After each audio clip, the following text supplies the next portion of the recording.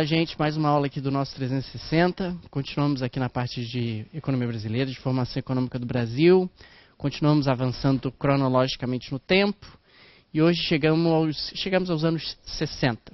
Né? O tema da aula de hoje ela é dedicada aos anos 60 da economia brasileira, mostrando justamente o que aconteceu nesse período, como é que foi o processo evolutivo em termos de política econômica. Na aula passada, nós encerramos falando sobre o governo JK e vimos que o governo JK vai deixar uma série de desafios, de problemas, para serem gerenciados pelos seus sucessores. O governo JK ele coloca realmente a inflação num novo patamar, né, ainda mais depois de um processo emissionista bastante intenso para financiar o plano de metas, né, acabou sendo um recurso utilizado pelo governo para financiar o plano de metas.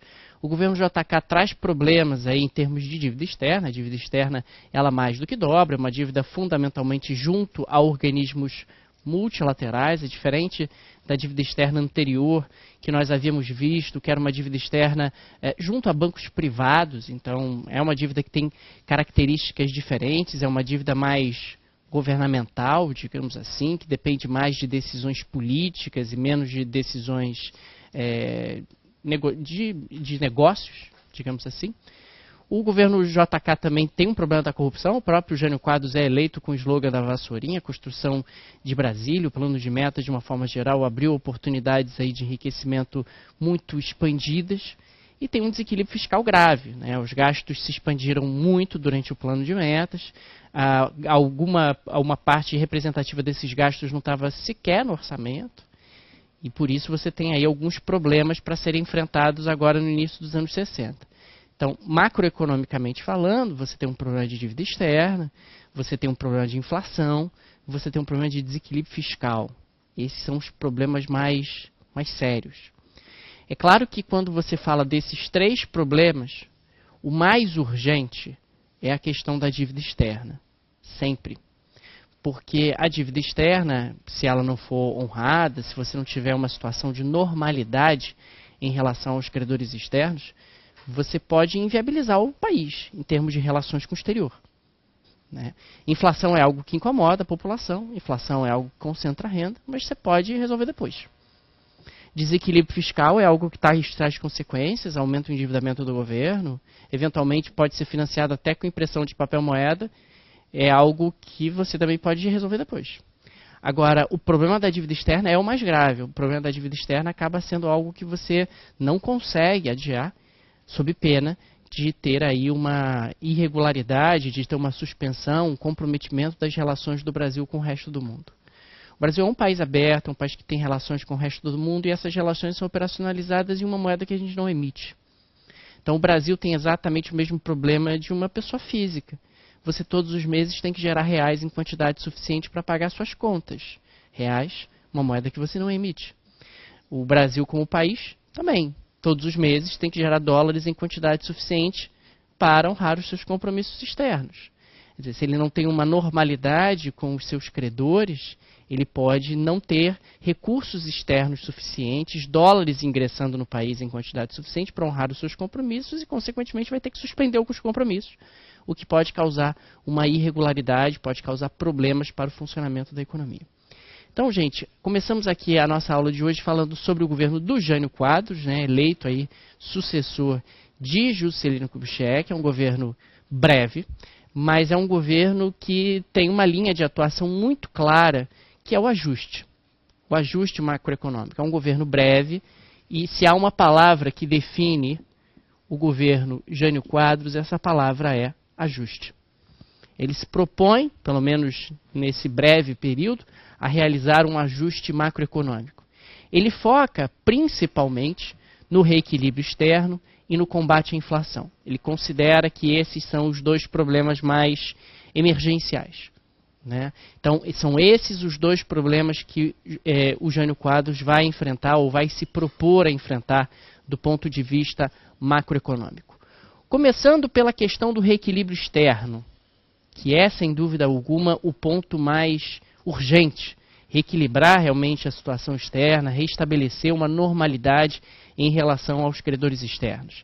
Lembro a vocês que o Juscelino havia rompido com o Fundo Monetário Internacional no final do seu governo, já havia desrompido mais para o final ainda, mostrando justamente uma reaproximação em relação aos credores externos e tentando aí, de alguma forma, um reescalonamento da dívida, uma renegociação da dívida, jogar a dívida um pouco mais para frente.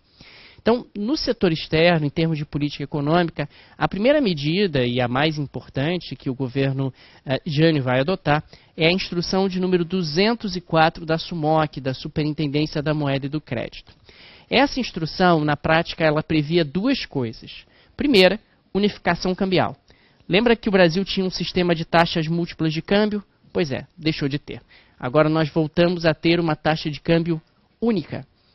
E no momento em que é feita essa unificação cambial, o governo aproveita e faz uma desvalorização em média, porque aí você tinha várias taxas de câmbio, por isso que você tem que pensar na média, em média de 100% do cruzeiro. O que tinha por finalidade estimular as exportações e desestimular as importações. Essa instrução de número 204 da SUMOC, ela foi uma condição para o reescalonamento, para a renegociação parcial da dívida externa do Brasil junto ao Fundo Monetário Internacional. Então nós conseguimos uma renegociação parcial da dívida externa, e essa renegociação parcial da dívida externa, ela teve como condição, ela teve como contrapartida a instrução de número 204 da SUMOC.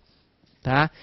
Na prática, a instrução anterior, a instrução onde nós tínhamos um sistema de taxas múltiplas de câmbio, era considerada esdrúxula desde o início pelo Fundo Monetário Internacional, porque ela seria muito distorsiva em termos de comércio, seria muito confusa, atrapalharia realmente as relações econômicas entre o Brasil e o resto do mundo, entre o resto do mundo e o Brasil, e por isso havia já uma pressão há algum tempo para que houvesse a unificação cambial. Então, a partir de 1961, o Brasil volta a ter uma taxa de câmbio única.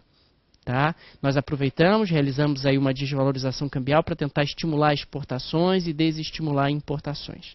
Então, com isso, o governo consegue, pelo menos no curto prazo, ter algum refresco.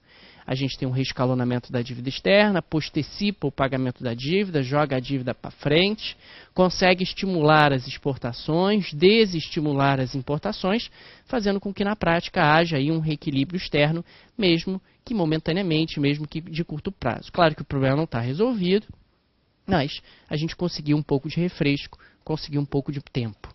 Então, voltando para cá, a gente está falando do governo Jânio Quadros, que não tem nada de incoerente nem de independente. Muito pelo contrário, é um governo que tenta, de todas as formas, uma reaproximação em relação aos credores externos e o restabelecimento de uma situação de normalidade.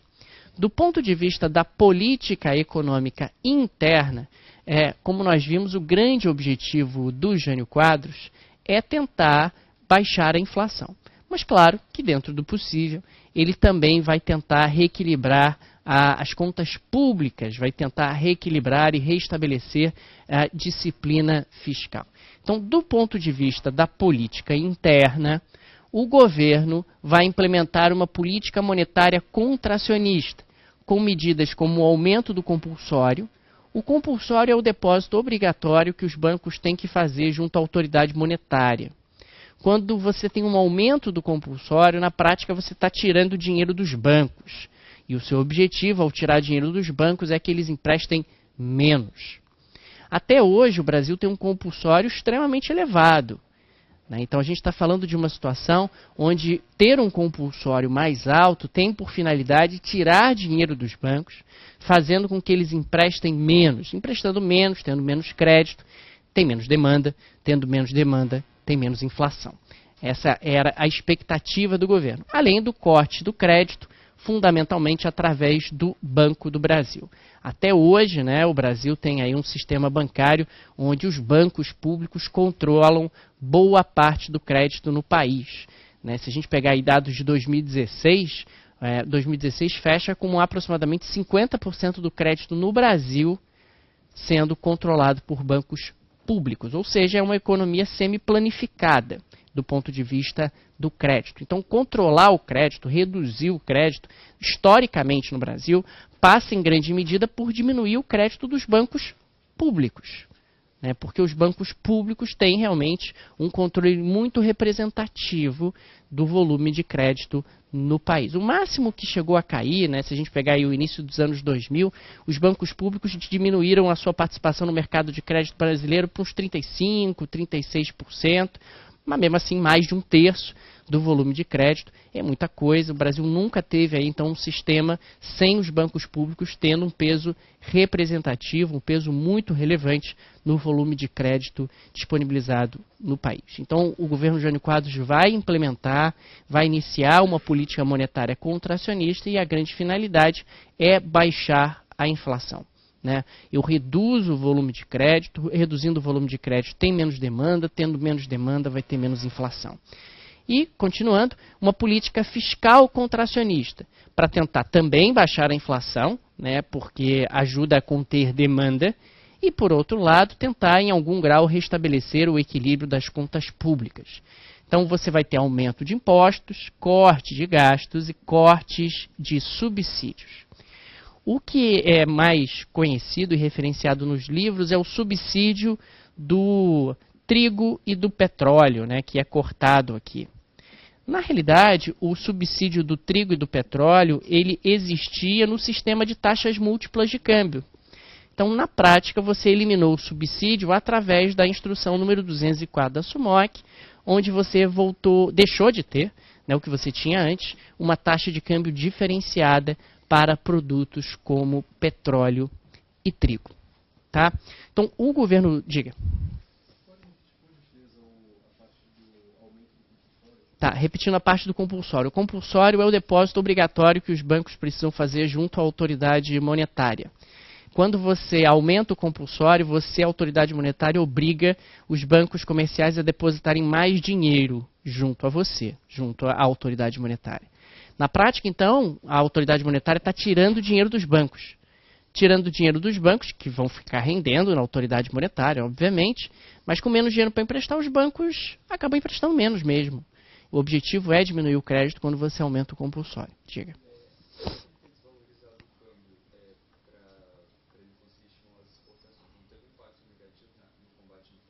Se desvalorizar o câmbio teve impacto negativo sobre a inflação? Ótima pergunta, a resposta é sim. Mas o governo, ele sabia disso, obviamente, mas ele tem um problema mais urgente. Qual é mais urgente? Reequilibrar as contas externas ou a inflação? Aí eu faço uma escolha. Vai gerar uma pressão inflacionária? Vai, eu vou tentar minimizar essa pressão inflacionária pela política monetária, pela política fiscal, mas eu preciso fazer uma escolha. Então, qual problema eu considero mais urgente? Reequilibrar as contas externas, reequilibrar o balanço de pagamentos ou baixar a inflação? Foi até a análise inicial. Contas externas é mais urgente. Inflação eu tento resolver depois, eu tento minimizar por outras medidas, mas ótima pergunta, quando você desvaloriza o câmbio, realmente você pressiona a inflação. Os insumos importados ficam mais caros, os produtos importados entram menos competitivos, o que abre espaço para o produtor local aumentar preços. Então sim, realmente há um impacto inflacionário, mas o governo precisava fazer uma escolha, fez e tentou contrabalançar através da política monetária e fiscal baixando a inflação. O produto mais exportado até o final dos anos 50, início dos anos 60, ainda é o café. Ainda é o café. Se o corte no subsídio impactava as exportações brasileiras, não, porque esse é um subsídio à importação, não era um subsídio à exportação, na realidade. Tá? Bom, o que acaba acontecendo é que Jânio Quadros renuncia, as razões que levam a isso ficam aí para a historiografia analisar. O fato é que ele é substituído pelo seu vice-presidente, João Goulart, e o João Goulart representa no Brasil a ascensão ao poder do pensamento chamado pensamento estruturalista. O pensamento estruturalista, na prática, ele tem uma claríssima influência do pensamento keynesiano, que a gente vai explorar um pouco mais à frente na parte de macroeconomia, mas ele leva em consideração, acima de tudo, a realidade brasileira, a realidade latino-americana. Não é um pensamento exclusivamente brasileiro, é um pensamento latino-americano. Então, antes de entrar no governo, João Goulart propriamente dito, na sua política econômica, e aqui as referências a presidencialismo, parlamentarismo, etc., não são relevantes. o que acaba acontecendo é que o governo João Goulart, então, representa uma forma diferente de se pensar, e isso ajuda a entender um pouco algumas decisões que vão ser tomadas no percurso. Então, voltando para cá, o governo João Goulart, então, ele representa a ascensão do pensamento estruturalista ao governo. O estruturalismo considera fundamentalmente que existem limites ao desenvolvimento econômico em países como o Brasil, que estão associados a nossas raízes arcaicas e coloniais. Temos aqui alguns exemplos de raízes arcaicas e coloniais que acabam limitando o nosso desenvolvimento econômico. Primeiro, concentração de renda. Por que a concentração de renda é um elemento que limita o nosso desenvolvimento econômico? Simples. O fato da renda ser muito concentrada faz com que o mercado consumidor seja muito diminuto, seja muito pequeno. Basta você pegar, no Brasil, quantos de nós brasileiros são efetivamente mercado consumidor? Uma parcela muito pequena, em função justamente da renda muito concentrada. O fato da renda ser concentrada, então, faz com que o mercado consumidor seja pequeno. Sendo o mercado consumidor pequeno, a produção estimulada por esse mercado consumidor também é pequena. Uma produção pequena faz com que as empresas não produzam com economias de escala. Se elas não produzem com economias de escala, os custos ficam mais altos e os preços também. Então, a renda concentrada é um problema para o crescimento econômico, porque você não tem um mercado consumidor suficientemente grande para estimular a produção. Tendo uma produção reduzida, os custos são elevados porque as empresas não conseguem produzir com economias de escala. E os preços acabam sendo mais altos também. Então você não tem crescimento, não tem produção e tem inflação por conta da concentração de renda. É fundamental que nós adotemos, segundo o pensamento estruturalista, medidas de desconcentração de renda para o fomento ao crescimento econômico e até para reduzir a inflação. Porque você vai ter economias de escala que acabam sendo resultado, fundamentalmente, dessa expansão da produção estimulada por uma ampliação do mercado consumidor, resultado de uma desconcentração de renda. Então, desconcentrar renda, adotar medidas, políticas públicas de desconcentração de renda, segundo a visão estruturalista, é fundamental para o desenvolvimento econômico. Voltando para lá, nós temos um outro problema. Os oligopólios. Oligopólios, claro, oligopólios produtivos. Oligopólios produtivos tanto na agricultura e até mesmo na própria indústria ou no sistema bancário. Nós estamos falando, portanto, de um sistema onde a produção agrícola é muito concentrada em grandes fazendas, em grandes plantations. A gente tem aí uma produção industrial que é muito concentrada em poucas empresas brasileiras. E daí? E daí que quando você tem oligopólios, quando você tem uma estrutura produtiva muito concentrada, a concorrência acaba sendo pequena.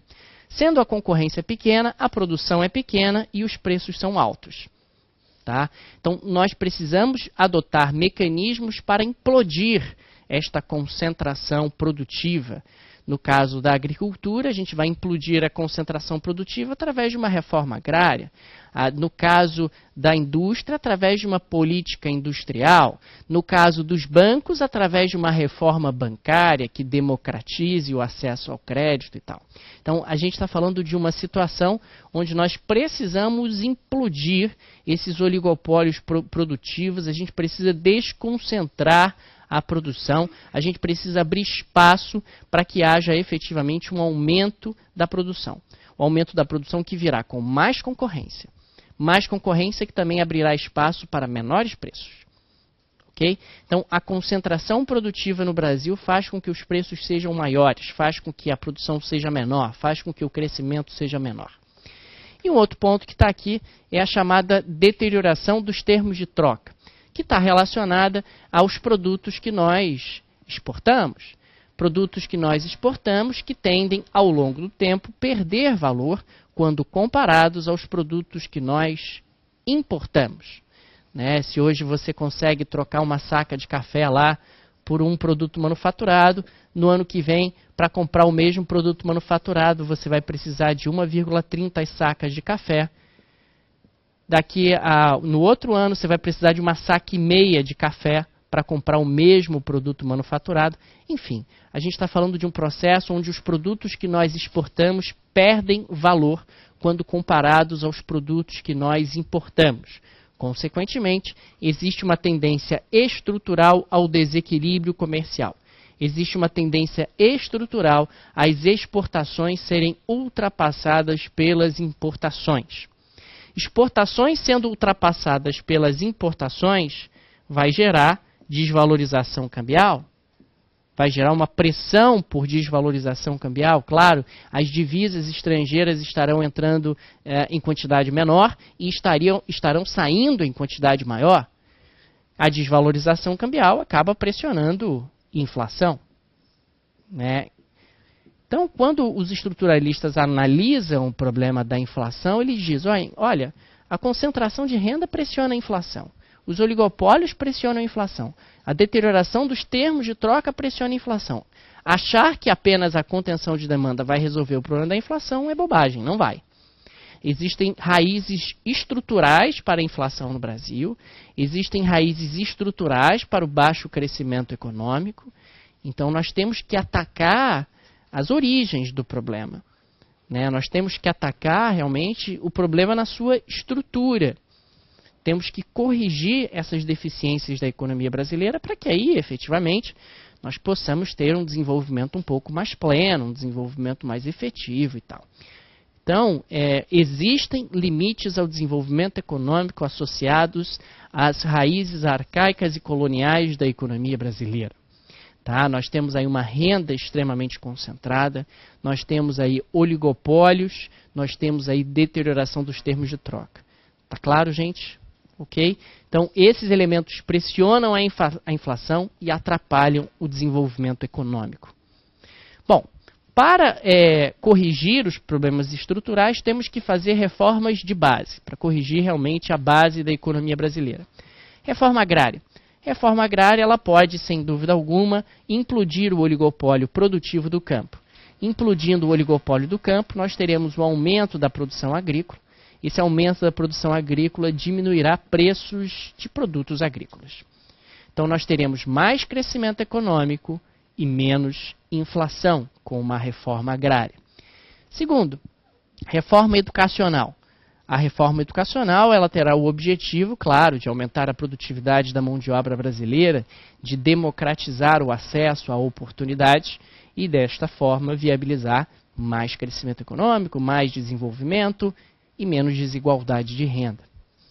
Reforma urbana. O espaço urbano brasileiro é visto como um elemento de concentração de renda. Os mais pobres moram muito longe dos centros onde trabalham e acabam gastando um percentual enorme da sua renda para fazer esse deslocamento. Então você tem que reorganizar o espaço urbano de tal maneira que as pessoas mais pobres não precisem gastar tanto do seu orçamento nesse deslocamento. Com isso vai sobrar mais dinheiro no bolso dos mais pobres, que têm uma propensão ao consumo mais alta, e assim eles vão estimular a demanda, vão ampliar o mercado consumidor, vai gerar mais crescimento econômico. Reforma bancária. A gente precisa desconcentrar o sistema tributário, ou o sistema bancário brasileiro, precisa democratizar o acesso a crédito, precisa haver mais concorrência no mercado bancário. Reforma fiscal. Nós temos que reformar o sistema tributário brasileiro de tal maneira a colocar uma efetiva progressividade nos impostos, cobrando mais impostos de quem ganha mais, menos impostos de quem ganha menos, para que haja aí um processo de transferência de renda. Reforma eleitoral. Democratizar o acesso às urnas, justamente, e aí chega a ser proposto o voto dos analfabetos, que mais para frente apenas é que será incluído na Constituição de 88. Então, no final das contas, as reformas propostas pelo governo João Goulart, elas têm por finalidade tentar impulsionar o crescimento econômico, tentar baixar a inflação, tentar efetivamente enfrentar as raízes dos problemas da economia brasileira. Tá? Então, nós vamos ter, depois dessas reformas, mais crescimento e menos inflação. Bom, até agora a gente só discutiu teoria, a gente está falando apenas de uma forma de enxergar a economia que sobe ao poder com João Goulart, que vai ao governo com João Goulart. Então, gente, falando agora do governo propriamente dito, né, é interessante observar que no início do governo você tem uma gestão bastante ortodoxa, né? O Walter Moreira Salles, por exemplo, é o ministro da Fazenda no início do governo. O Walter Moreira Salles é o patriarca aí da família Moreira Salles. Então, um banqueiro profissional, um profundo conhecedor de mercado, que acaba, em grande medida, no início do governo João Goulart, mantendo mais ou menos a política econômica do Jânio, né? Uma política ortodoxa para tentar baixar a inflação, reequilibrar as contas públicas, nada de muito diferente do que nós tínhamos até então. Então tá aqui, gente, olha lá. O início ortodoxo, né, com Walter Moreira Salles. A política monetária contracionista continua, com compulsório alto, com corte do crédito do Banco do Brasil. Inclusive são estabelecidas metas para o volume de crédito que o Banco do Brasil vai estabelecer, justamente para tentar evitar um problema que acontecia anteriormente, que o governo mandava o Banco do Brasil diminuir o crédito e o Banco do Brasil não diminuía o crédito. Veja você, né? Porque aí chegava lá o senador, o deputado, não sei das quantas, mas tem um projeto não sei aonde, eu tenho um amigo que faz não sei o quê, e aí eu preciso que você libere o crédito para ele. Né? Então o governo tenta resolver isso, estabelecendo metas e estabelecendo limites para o volume de crédito que o Banco do Brasil poderia conceder. E a política fiscal contracionista continua, com a política de aumento de impostos e corte de gastos, o objetivo de recuperar a credibilidade do Brasil junto aos credores internacionais, credibilidade que estava bastante abalada desde o rompimento do Brasil com o Fundo Monetário Internacional, ainda no final do governo Juscelino. Tá? Então, a gente está falando de um governo que, na prática, não muda muito, né? Pelo menos no seu início. Nós não temos relevantes diferenças, nós temos a manutenção de uma ortodoxia. Claro que alguns de vocês podem colocar, sim, mas era um regime parlamentarista e tal. Ok, é verdade, mas o fato é que a gente tem aí a manutenção de uma ortodoxia no início do governo João Goulart, tá? Então, uma manutenção justamente da estratégia anterior, para tentar baixar a inflação, para tentar reequilibrar as contas públicas, para tentar restabelecer aí algum tipo de equilíbrio. Bom, avançando um pouco mais no tempo, aqui no governo do João Goulart, nós temos aqui a chamada busca do desenvolvimento. Nós temos uma série de medidas importantes. Uma que eu quero começar destacando é o chamado Plano Trienal. O Plano Trienal, ele é lançado em 1962 pelo novo ministro do Planejamento, aliás, é um novo ministério aqui criado. O ministro é Celso Furtado, né? Celso Furtado, um dos expoentes desse pensamento estruturalista. E o plano trienal, ele tem o objetivo de recuperar o crescimento econômico, estagnado depois do fim do governo JK. Ele tem o objetivo de baixar a inflação. Ele tem o objetivo de fazer reformas sociais. Então, recuperar o crescimento, baixar a inflação e fazer reformas sociais. Né, reformas aí na linha das reformas de base. Então, recuperar o crescimento, baixar a inflação e realizar reformas sociais.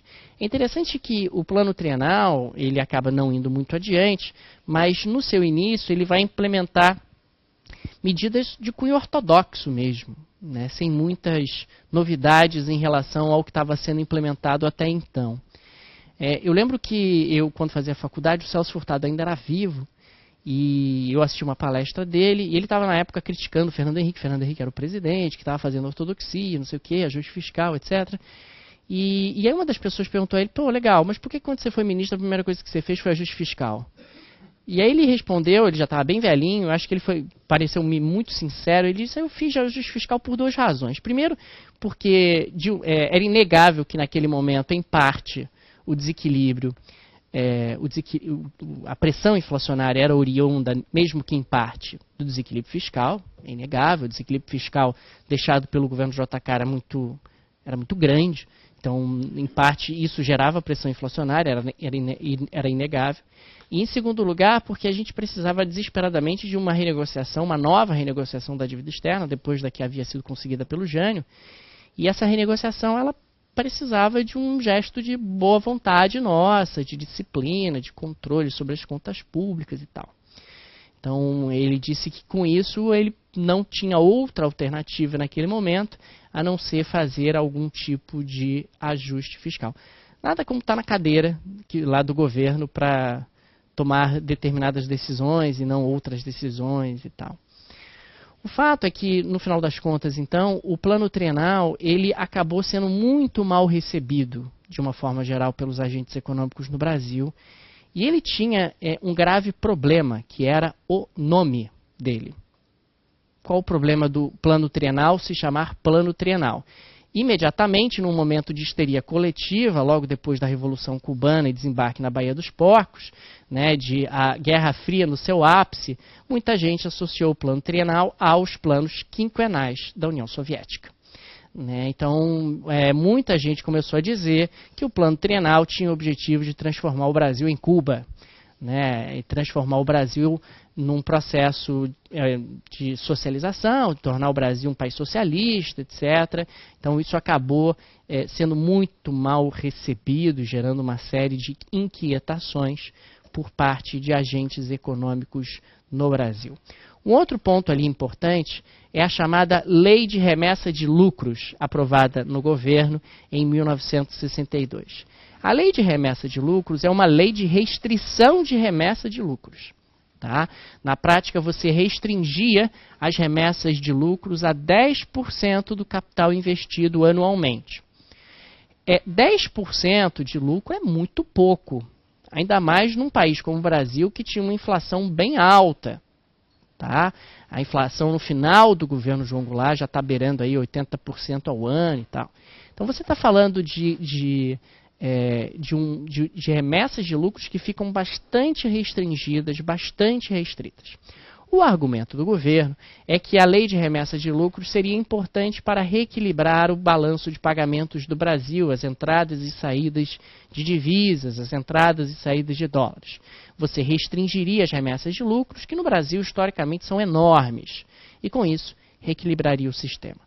O grande problema é que, da mesma maneira que a remessa de lucros restringe a saída de dólares, ela tem um outro problema.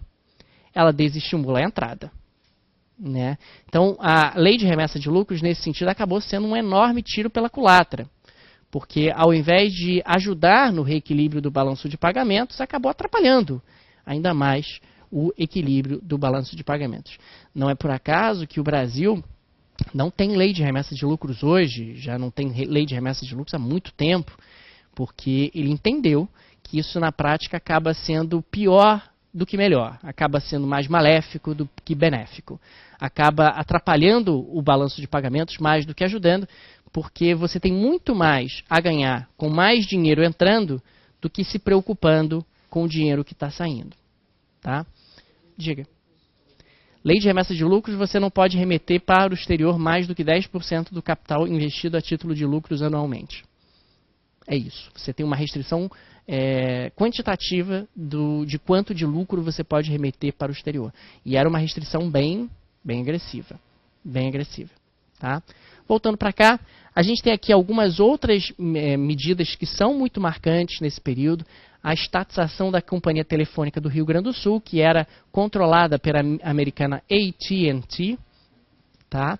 Então você tem a Companhia Telefônica do Rio Grande do Sul estatizada, sob o argumento de que era um setor estratégico aos interesses nacionais. Na época o governador do Rio Grande do Sul era Leonel Brizola, cunhado de João Goulart, né? Era cunhado dele. Então esse foi um processo que acabou sendo encampado pelo governo federal, entrou-se aí numa briga com a AT&T para definir qual era o valor da indenização que seria pago ao grupo americano, não se chegou a um bom termo, e aí o negócio começou a azedar mesmo, porque você está falando de uma situação onde não posso mais remeter dólares para o exterior porque existe uma lei de remessa de lucros. E agora, se eu ainda trago os meus dólares para o Brasil, o governo estatiza, porque eu fiz determinado investimento, aí que eu não levo mesmo. né? O que eu quero colocar é que medidas como essa ajudaram a aprofundar o desequilíbrio do balanço de pagamentos nos anos de 1962, 1963 e no início de 1964. Tá? O fluxo de investimento em direção ao Brasil caiu muito, muito. E a situação da dívida externa, que já era grave, se tornou ainda mais grave. Né? Se tornou ainda mais urgente você tentar renegociar a dívida externa. O João Goulart chega a ir pessoalmente a Washington, se encontra lá com Kennedy, tentando aí uma renegociação da dívida externa, porque a situação brasileira em 63, quando ele vai a Washington, já é periclitante em termos de colapso das nossas contas externas. Quer dizer, o ingresso de dólares ao Brasil diminuiu muito, a saída de dólares continua acontecendo, principalmente por conta da questão da dívida externa. Então ele vai a Washington tentar renegociar a dívida externa, tentar um novo empréstimo junto ao Fundo Monetário Internacional, junto aos americanos, junto a seja lá quem for, em termos de organismos multilaterais que pudesse aí recompor as reservas cambiais brasileiras, pudesse enviar dólares ao Brasil e restabelecer o equilíbrio de nossas contas externas. Ele vai conseguir na viagem aos Estados Unidos um empréstimo ridículo de 100 milhões de dólares, que para o Brasil não era nada em termos de recomposição das reservas internacionais, e a situação realmente está degringolando de maneira muito periclitante. Então está aqui, gente. Então você tem tentativas fracassadas de renegociar a dívida externa. Uma outra coisa que salta aos olhos e que chama muita atenção são as greves que acontecem durante o governo João Goulart. As greves que começam a pipocar. O governo intervém em algumas delas favoravelmente aos trabalhadores dentro de uma lógica das reformas de base de desconcentração de renda. Ou seja, eu vou desconcentrar renda, desconcentrando renda, o que vai acabar acontecendo é que vai gerar mais crescimento econômico, mais escala produtiva, queda da inflação, etc, etc, como a gente viu há pouco. O grande problema é que as greves elas começam a se avolumar no Brasil, justamente porque, conforme alguns movimentos vão tendo sucesso, outros movimentos acabam sentindo-se incentivados a seguir a mesma linha. E é interessante que isso vai criando uma imagem nas pessoas, se isso é real ou não é uma outra discussão, que uma vez eu ouvi uma senhora dizendo assim: meu filho, você não sabe como era nessa época. O João Goulart não conseguia nem botar os trens da Central do Brasil para andar na hora. Quer dizer, passa uma ideia, né, de que o governo é fraco, de que o governo é frágil e de que o governo está perdendo o controle sobre a ordem pública, de que o governo está perdendo o controle sobre o funcionamento da economia de uma forma geral. É um governo que estatiza, que controla a remessa de lucros, é um governo que lança plano trienal. A gente está virando Cuba, é isso. Né? No final das contas, é a conclusão que muita gente acaba chegando. Então, voltando para cá, você tem até 2 capas aqui para ilustrar bem, de forma diferente, como era noticiado na época o processo, né, de reforma agrária, que acaba sendo, de certa maneira, um marco em março de 1964. Tá? De um lado, você está falando de desapropriação de terras, encampa refinarias e pede nova Constituição, e do outro, uma visão mais favorável, o povo com Jango começa a reforma. Né? E aí, claro, fazendo referência ao famoso comício da Central do Brasil, de 13 de março de 1964. Na época, apesar da transferência já ter sido feita para Brasília, até por razões que a gente viu na última aula, essa transferência estava absolutamente incompleta. Então, o João Goulart permanecia longas temporadas no Palácio de Laranjeiras, que ainda era sede e residência do presidente da República. Você tem aí esse comício na Central do Brasil, em março de 64. Quem não conhece o Rio, a Central do Brasil fica em frente ao PDC. O PDC é o Palácio Duque de Caxias. Hoje é o Comando Militar do Leste, mas na época era a sede do Ministério da Guerra. Né? Então era onde ficavam justamente todos os militares, os ministros militares brasileiros, e isso foi encarado por muitos militares como uma provocação, justamente a decretação de uma lei de reforma agrária, ainda mais ali na cara deles, porque do gabinete dos ministros militares você via o comício, né? Era só olhar pela janela, porque o comício estava justamente na porta deles. Eu não sei se o João Goulart quis demonstrar força, eu não sei se ele foi ingênuo, mas o fato é que isso acabou sendo, de certa forma, determinante para o que vai acontecer nas semanas seguintes e o movimento que vai romper, né, com a ordem democrática, então vigente, e você vai ter aí o processo que vai levar ao regime militar, o regime civil-militar dali em diante. Uma coisa interessante é que a ruptura de 64 foi apoiada por muita gente, né? Você tem editoriais de jornais apoiando, a OAB apoia a ruptura de 64, teve chuva de papel picado em algumas cidades brasileiras, no Rio e em São Paulo, por exemplo, teve, em Copacabana teve, né? Em São Paulo também teve, no centro de São Paulo, comemorando a deposição do presidente que estava transformando o Brasil em Cuba. O fato é que a gente está falando de um momento onde há uma demanda dentro da sociedade brasileira por um presidente mais forte. Afinal, João Goulart não conseguia nem botar os trens para andar na hora. Então a gente precisa de um novo presidente, um presidente que vai ser mais forte, um presidente que vai colocar as coisas em ordem, vai botar a economia para funcionar e vai realmente modificar essa desarticulação, essa desestruturação econômica que nós estamos vivendo. Claro, vai ser um governo de transição, né? Essa é a promessa nesse momento.